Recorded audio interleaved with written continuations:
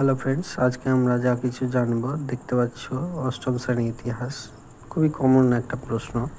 এর প্রশ্নের উপর যারা কাজ করবে বা পড়বে ভালো করে তারা ভালো প্রশ্ন পাবে। প্রথমে রয়েছে চিরস্থায়ী বন্দোবস্ত চালু করেন কর্নওয়ালিস। ভারতের প্রথম সুতি কাপড় কারখানা গড়ে তোলে মুম্বাই।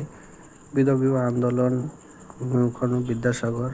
সিপাহী বিদ্রোহ হয়েছিল 1857। দাদন প্রথা অগ্রিম অর্থ।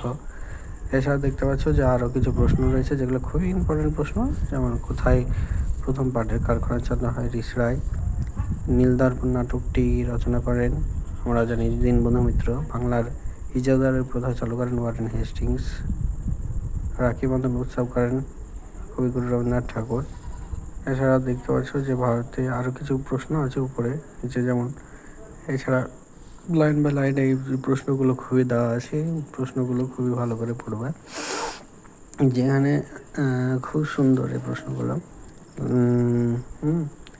এবং লাইন বাই লাইন এই প্রশ্নগুলো এত সুন্দর, তোমরা পরীক্ষা অবশ্যই কমন পাবে।